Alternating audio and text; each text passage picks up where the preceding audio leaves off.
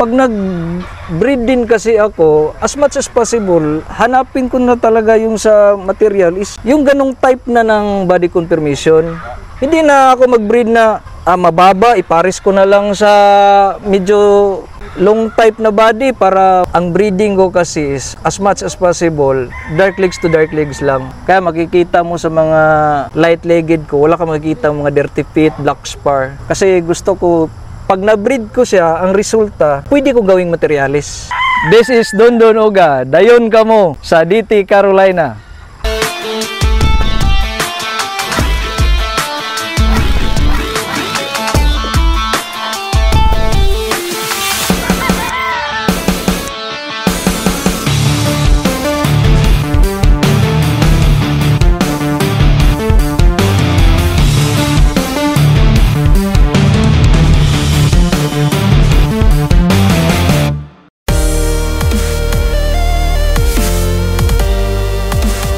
Mga master, kumusta? Hinaot, okay ra ka? Today mga master, nandito tayo sa Linamon, Lanao del Norte. Ating binisita ang DT Carolina Game Farm. Ating makakausap ang owner breeder. Walang iba si Master Don Don Oga. Good day, Master. Good day, Master. Nice to meet you. Salamat sa pagbisita dali, Master. Greet sa ating mga subscribers. Hello po sa lahat ng subscriber ni Birada Master at welcome kayo dito sa DT Carolina, Barangay Bosque, Linamon, Lanao del Norte, Mindanao. Simple ra tayo na tao. Sa tulong na rin ng suporta ng ating asawa na andun sa labas. Sa US? Nasa US, Master. Actually, Master, nag-acquire ko dito sa area na to is 2018. Tapos bumili lang ako ng D-Old para lang ma-start kaagad kasi pag mag-breed ako medyo abutan pa ng 7 months, 8 months. Tapos parang sa akin na may magawa kaagad yung tao ko dito, nag-acquire ako ng D-Old. After the next year, nag-breed na ako, pakunti-kunti lang. Tapos naputol dahil sa busy sa negosyo dito, Master ba. Na-approve yung visa ni Mrs. papuntang Amerika. Ayun, na-stop talaga. Pero yung mga materialis, iniwan ko dito. Tapos lahat ng mga palabas ko noon na year is bininta ko. Tapos ang nakabili, siya yung gumamit. Ayun, halos kahit saan, nag-champion sila. Sinabi mo na you are a hatchman. Bakit mo na-consider yung sarili mo as a hatchman? True influence na din, Master. Kasi yung kaibigan ko si Boss Wilson, siya talaga ang parang nag-introduce sa akin. At isa pa, nakita ko sa andyan talaga ang power. Advantage talaga sa lab. Na-prove ko din naman, breeding ko. Nalalaman ko, sabi nila na papanalo daw, ganun. Advantage talaga ang power. Ng mga hatches? Ng mga hatches. What particular hatch na nandito sa farm mo, Master? Ang sa akin, ang mainstay talaga is yung blue face hatch. Galing yun sa Davao, kay Let, Alex Macariola, through my friend Boss Wilson. Nakita ko na magaling yung mga anak, papanalo. Kaya pinagpatuloy ko na lang. Tapos nag-acquire na din ako ng high action. Pag cross ko, nag-nick na naman. Kaninong high action? Yung high action galing yun sa Circle L. Tapos ngayon, yung bago is nag-acquire ako ng imported na linyada na McLean hat. Mas lalo silang gumanda. Tumangkad, mayroong lipad na, tapos spit out talaga. Yung agility andun kasi 3-week cross na sila eh. Kaya nakita ko, maganda. Ito na yung ipagpapatuloy ko. Bali, gagawin ko na silang parang rotation method na lang sa Some of the hatch breeders ba, sinabi nila na maganda yung hatch kasi heavy bone sila. The problem is the station daw, mid station yung hatches. Dito sa iyo nakikita ko maganda na yung station. Bakit anong ginawa mo sa kanila? Dahil yun sa Kuan Master, yung sa McLean ni Larry Romero. Pero sa high action naman is mataas naman yung high action, matangkad naman, mid to high. Pero nung pinasok ko na yung McLean, na-forget lahat yung shortcomings ng hatch ko previous. Na-correct talaga niya. Tumaas yung leeg, parang modernized na talaga siya na hatch, Master. Kung modern yung Gilmore, pero sa tingin ko parang mas matangkad pa sila sa Gilmore, yung mga McLean. Tapos hindi sila yung matangkas na malaki ang katawan. Para na sila kung sa red roost pa sila yung mga sweater na type. Yung mga old McLean na nahawakan ko ba, is parang yung pitso nila Sobrang lawit. lawit talaga. Ganun din yung mga McLean mo na galing Green Gene. Hindi naman siya masyadong malawit. Para sa akin kasi, when I select breeding material, is yung gusto ko yung may pitso talaga. Nakita ko yung may power talaga sila. Ang sa akin kasi, Master, pag nag-breed din kasi ako, as much as possible, hanapin ko na talaga yung sa material is yung ganong type na ng body confirmation. Hindi na ako mag-breed na mababa, iparis ko na lang sa medyo long type na body para mag-compensate doon sa ang kanilang mga anak. True to type na lang na kuhan. Kung ano yung katawan na gusto mo, yun na lang din hanapin mo. Ang breeding ko kasi is as much as possible, dark legs to dark legs lang. Kaya makikita mo sa mga light-legged ko, wala ka makikita mga dirty feet, black spar. Kasi gusto ko, pag na-breed ko siya, ang resulta, pwede ko gawing materialis. Kung sa akin, kung cross, hatch to hatch lang. Sabi na, di ba? Wala namang pure talaga, di ba? Walang pure. Kahit yung sweater nga, ang daming blood composition ng sweater. Kanina lang, Master, nag-usap kami ni Leslie Permias, yung Raptor, composed of 4 bloodlines pala yan. Yun ang sabi Kasi niya. may Raptor din ka na galing kay Larry Romero. Larry. Pagkakaalam ko, hindi alam ni Larry na Raptor na yung tawag ng mga Pinoy sa sweater niya. Yun.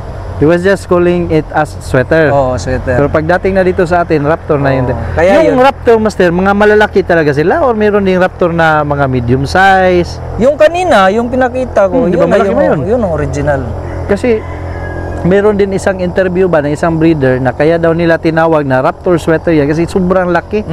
Parang parang asel na. Oo, kita ko yung mga tipis mo ba. Ano siya? Rubber tipi. Ang main reason kasi niyan, Master, is itong mga niyog. Kasi when I acquired this land, andito na kasi itong mga niyog eh. Tapos sayang naman kung putulin ko. Kaya ni-retain ko na lang. Tapos ako na lang nag-adjust. Kasi pag fiberglass yan or katong mga concrete tipi, wala. Pag tinamaan ng niyog, basag. Ito, forever to eh. Wala naman ako nakita ang disadvantage. Yung sabi nila, yung nabubulag dahil sa sobrang init. Wala naman. Wala naman. Yung hapunan mo o roasting poser, naka-metal na.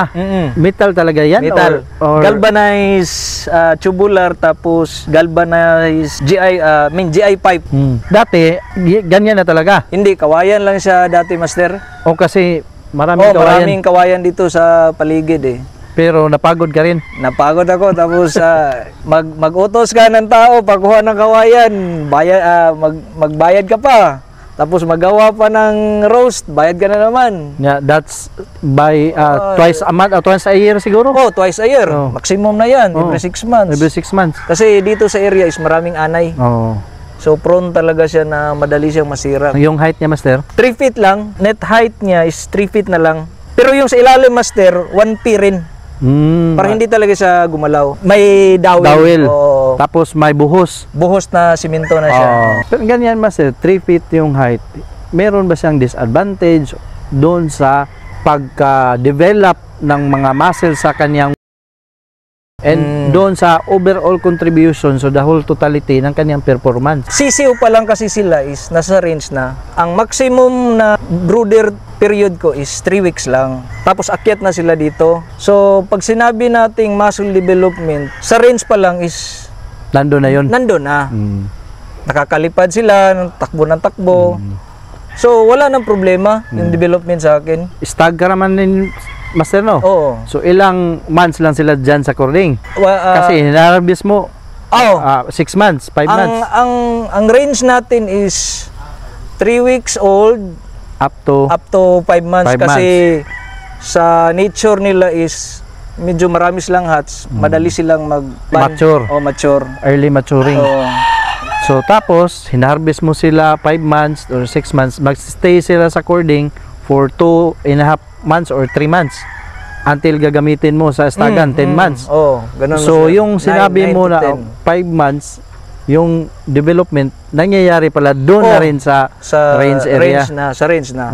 Kasi kung dito sa cording, wala na, short na. Ginagamit mo rin naman doon, nilagay mo din sa flying pin. Meron din naman flying pin, compensate na. Compensate na. Ang pinaka-importante talaga na stage sa is nasa ranging stage.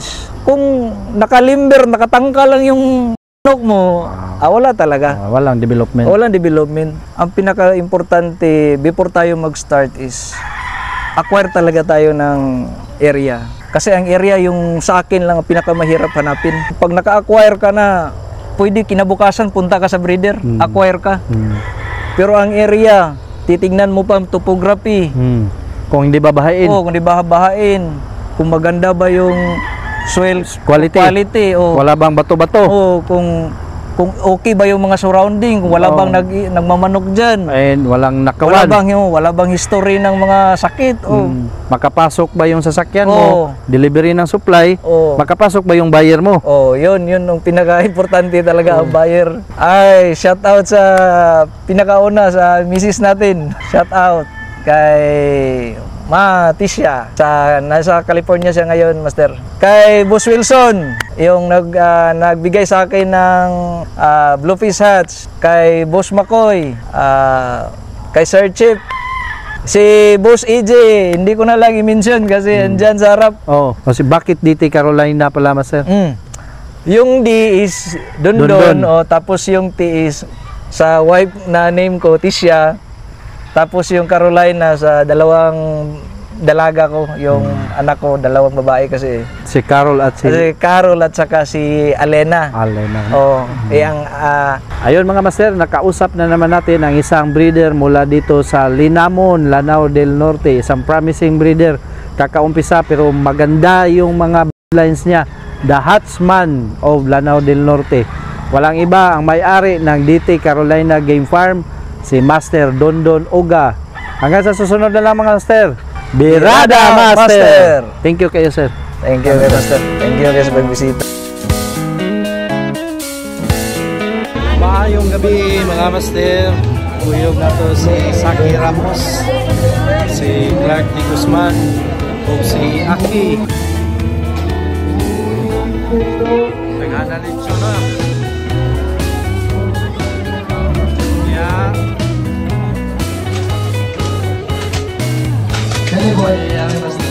Pagkain doon sa lahat, tapos akin sa nakakain doon.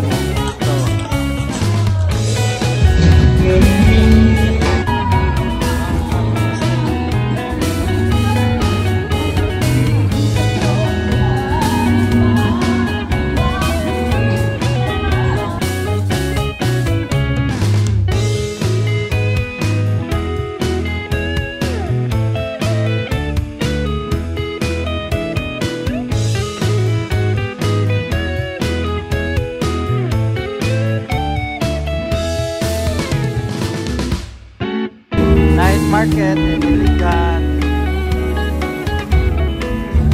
Mayong gabi mga master.